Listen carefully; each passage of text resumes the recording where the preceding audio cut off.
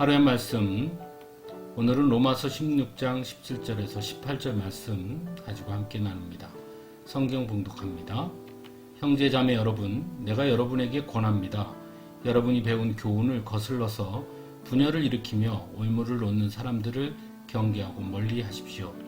이런 사람들은 우리 주 그리스도를 섬기는 것이 아니라 자기네 배를 섬기는 것이며 그럴듯한 말과 아첨하는 말로 순진한 사람들의 마음을 속이는 것입니다. 아멘. 사도 바울은 로마서를 마치면서 교회가 그리고 성도들이 경계해야 할 것들에 대해서 권면하고 있습니다. 이러한 사도 바울의 권면을 보면서 우리는 결코 교회는 완전하지 않으며 또한 성도 역시 완성형이 아니라는 것을 다시금 깨닫게 됩니다. 그래서 교회 안에도 분열과 분쟁이 일어날 수 있으며 문제들이 발생할 수 있다는 것을 항상 인정할 수 있어야 합니다. 그것을 인정하지 않기 때문에 어떻게 교회가 그럴 수 있냐고 말하고 성도가 어떻게 그럴 수 있냐고 하면서 시험에 들곤 합니다. 하지만 분명한 것은 완전하신 분은 오직 하나님 한 분밖에 없다는 것입니다. 그러므로 불완전한 교회와 비성숙한 성도 때문에 시험에 들어서 교회를 떠나거나 믿음을 저버리는 것은 참으로 어리석은 것이라 할 수 있습니다. 그러한 태도는 교회도 성도도 완전하지 않다는 것을 인정하지 않음으로 인해 비롯된 모습이라고 할 수 있기 때문입니다. 오늘 본문에서 사도 바울이 경계해야 한다고 말한 대상은 성경을 통해 배운 교훈을 거슬러서 분열을 일으키며 올무를 놓는 사람들이라고 전하고 있습니다.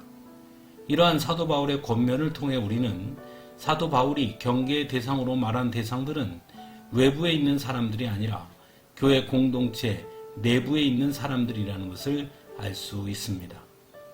오히려 외부의 핍박은 비록 너무나 힘든 일이지만 그 일을 통해 내부는 더욱 하나로 결속되는 긍정적인 효과를 만들어내기도 합니다.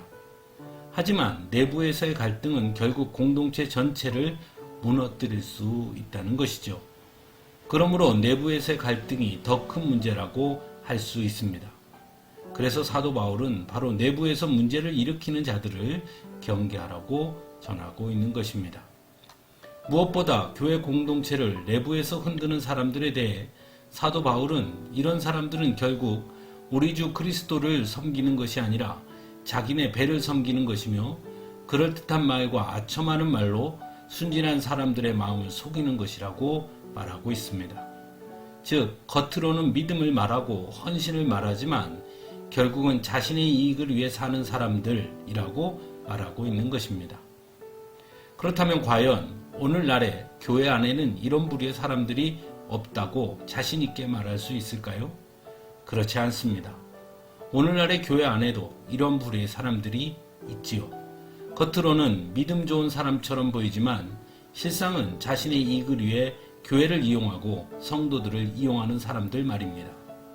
그리고 그러한 사람들이 많아질 때 결국 교회는 세상의 다른 조직들이나 기관들처럼 신앙 공동체가 아닌 이익 공동체로 변질될 수밖에 없는 것입니다. 그리고 결국 교회의 교회됨을 잃어버리게 되는 것이죠. 사랑하는 성도 여러분, 적어도 우리 교회는 결코 이익 공동체로 변질되어서는 안 되는 것입니다. 그러므로 우리 역시 이단의 가르침을 따르거나 분열을 일으키는 사람들을 경계할 수 있어야 합니다. 그것이 곧 교회를 지키는 일이기 때문입니다. 교회는 결코 완전하지 않습니다. 그래서 우리가 조금 방심하면 언제든 무너질 수 있다는 것을 기억하고 언제나 최선을 다해 교회의 교회다움을 지켜가는 우리 모두가 될 수 있기를 간절히 바랍니다. 함께 기도하겠습니다.